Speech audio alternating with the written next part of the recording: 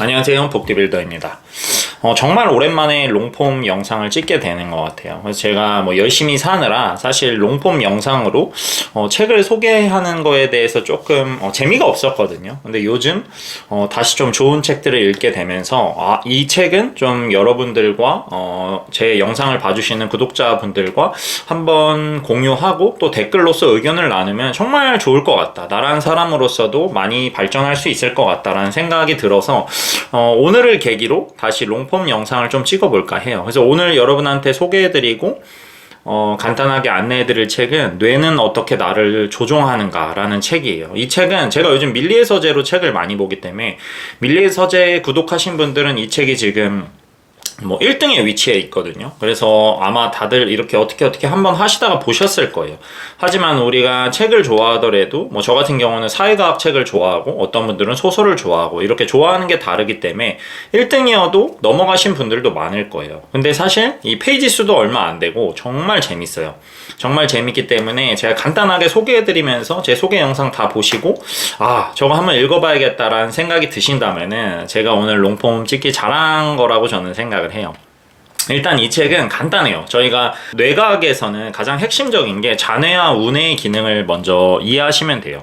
좌뇌는 쉽게 얘기해서 스토리텔러라고 생각하시면 돼요. 내가 나란 사람, 저희가 전문 용어로 이고라고 하죠. 이고는 사실 나란 사람을 나타내는 그런 저희가 생각하는 어떻게 보면 하나의 허구인데 그거를 만들어내는 게 좌뇌예요. 근데 이거는 사람마다 가치관이 다를 수 있어요. 근데 저는 이 책의 저자랑 가치관이 좀 비슷하기 때문에 아무래도 제 의견이 좀 편향되게 들리시는 분들도 계실 거예요. 하지만 제가 이 책을 소개하려면 제 가치관과 이 저자가 하고자 하는 말을 정확하게 전달해 드리는 게 맞는 것 같아서 일단 이야기를 계속 해볼게요. 일단 이 책에서 말하는 거는 우리가 가지고 있는 자아, 즉 이고는 허구다.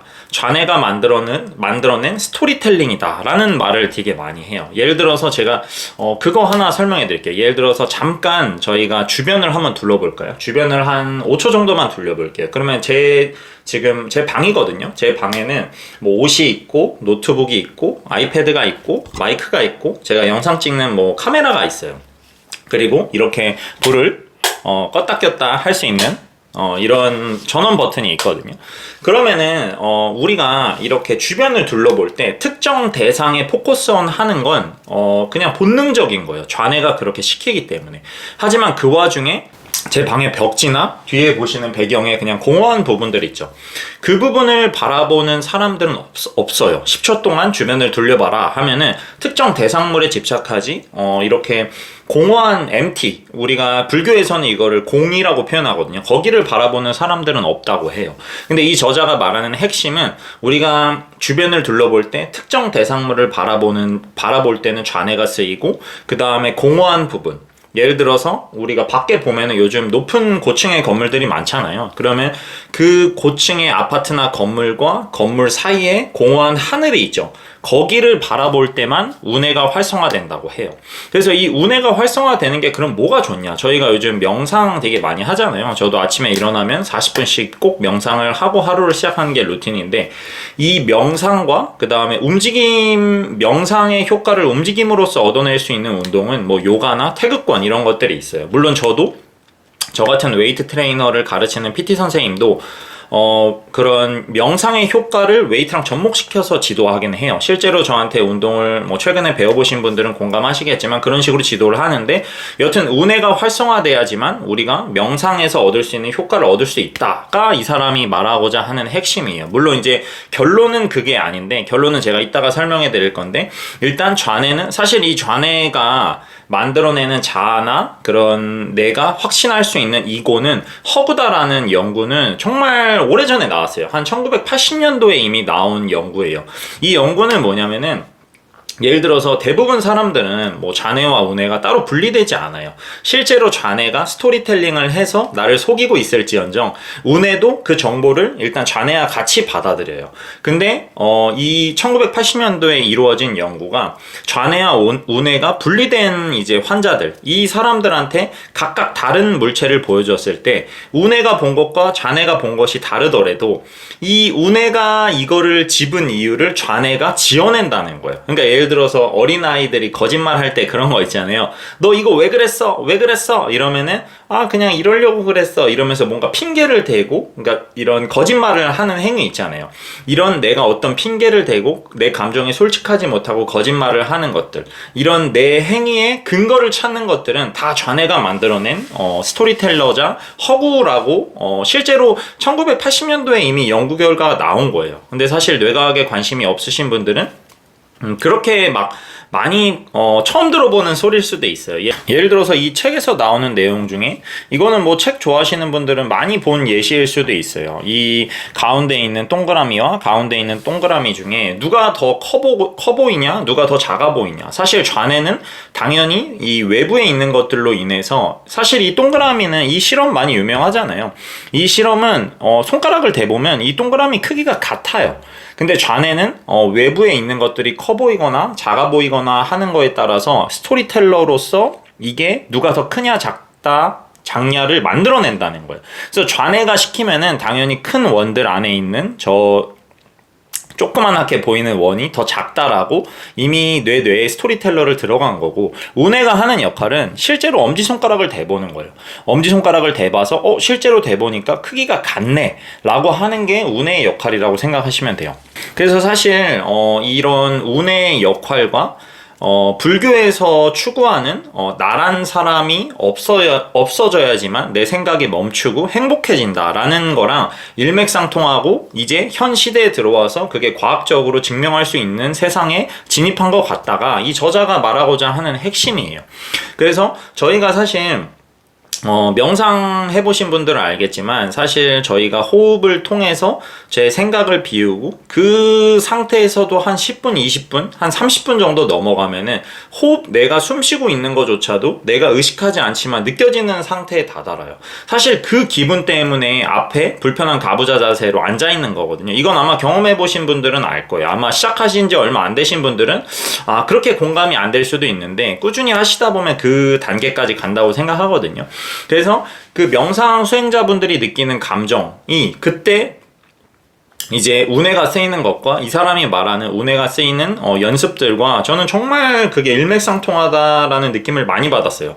예를 들어서 저 같은 경우도 이 책을 바로 읽고 길 가면서 연습하는 게, 뭐 당연히 저희가 자연이 많은 뭐 이런 환경에서 산다면은 숲을 보거나 뭐 이렇게 하늘을 보거나 바다를 바라보면 우리가 뭔가 인간이 마음이 편안해지잖아요. 하지만 저만 해도 지금 아파트에 살고 있고, 바로 나가자마자 주변을 둘러보면은 여러 가지 건물에 있는 광고물과 현수막과 이런 것들이 사실 인간의 시야를 뺏으려고 해놓은 거잖아요. 그래서 저희는 나가서 그 시야에 그냥 내 생각만 뺏기더라도 좌뇌는 계속 그 문구에 의해서 스토리텔링을 할 수밖에 없어요. 그게 자본주의가 구축한 시스템이고, 그렇게 해서 우리의 관심을 뺏어야지만 사실 계속 이런 돈의 순환이나 이런 시스템이 돌아가는 필연이기 때문이거든요. 하지만 거기서 오는 결과 중에 하나가 우리가 조금 더 먹고 살만해지고 풍요로워졌다면은, 거기서 오는 부작용 중에 하나가 현대인들이 많이 괴로워졌다는 거라고 저는 생각을 해요. 그래서 요즘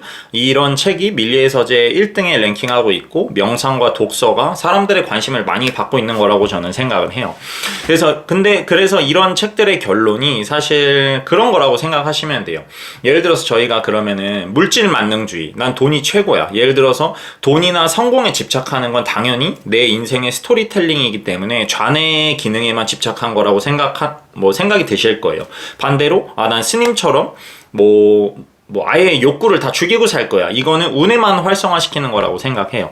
근데 이 둘 중에 어느 한쪽으로 편향된다고 해서 지금 자본주의인 현대사회를 잘 살아갈 수 있냐라는 질문을 던진다면 저는 사실 아니라고 생각해요. 그래서 사실 저 같은 사람도, 저는 사실 투자도 하고 거의 전 재산을 주식 투자나 뭐 이런 투자나 여러 가지 상품에 넣는 사람인데, 어떻게 보면은 명상과 투자는 정말 상반되는 행위예요. 마치 제가 이런 책을 읽는 이유는 투자를 할 때 좌뇌가 쓰이는 것과 명상을 하면서 우뇌를 쓰이는 것의 중간 지점인 중도를 찾기 위함이거든요. 그래서 이 책의 저자도 아니나 다를까 저와 생각이 같았던 게, 마지막 결론은 그거예요. 우리가 뇌과학적인 본인의 전문적인 지식을 풀어주고, 좌뇌는 이럴 때 쓰이고 우뇌는 이럴 때 쓰이지만 너가 목표를 이루고 나서 꼭 우뇌를 써서 너의 중도를 찾아가는 게 인생에서 가장 너가 행복할 수 있는 길이다가 이 저자가 말하는 가장 가장 핵심적인 내용이에요. 그래서 사실 이 책을 보면은 한편으로 들었던 생각이, 저희가 요즘 뭐 코스피가 5천을 넘고 뭐 하이닉스 같은 경우는 단기간에 뭐 6배 이상 오르고 정말 단기간에 부가 많이 느신 분들도 많을 거예요. 근데 하지만 정말 그 부가 단기간에 는 사람들이 그걸 누리지 못한 사람들은 그들을 부러워할 텐데, 그들의 삶을 들여다보면 정말 그들이 현실에 행복하며 사랑하는 사람과의 시간을 소중히 여기며 행복할 것인가? 라는 질문을 던지게 돼요. 저는 아니라고 생각해요. 물론 어느 정도의 돈은 행복에 있어서 필수적인 요건이라고 생각해요. 그래서 저도 가장으로서 제가 저희 집 재무부 장관이거든요. 와이프는 대통령이고. 그래서 제가 저희 집 돈을 다 책임지고 관리하지만, 돈은 필수적이지만 사실 돈 외적으로 내가 안정감을 얻고 행복감을 느끼는 부분에 있어서 운의 기능이 정말 중요하기 때문에, 저는 오늘도 밖에 나가서 걸을 때 아파트와 아파트 사이에 그 하늘을 보는 연습을 계속해요. 이 느낌이 사실 명상할 때 편안해졌을 때의 느낌과 정말 비슷해요. 그래서 이 영상을 보시는 분들은 제 말이 너무 어려웠다, 그럼 그냥 다 무시하셔도 돼요. 하지만 단지 이 책에 대한 호기심을 얻어가시거나, 아니면 아파트라는 목적물을 보면서 내가 좌뇌를 썼을 때와 아파트와 아파트 고층 건물 사이에 있는 공허한 하늘을 바라봤을 때, 우뇌를 쓰였을 때 우리 생각이 다 비워지는 그 느낌을 한번 경험만 해보셔도 저는 제 영상의 값어치를 했다고 생각하고, 다음에 또 제가 재밌는 책을 읽으면 그 책의 내용과 제 가치관을 공유하러 또 영상을 한번 업로드 하겠습니다. 시청해주셔서 감사합니다.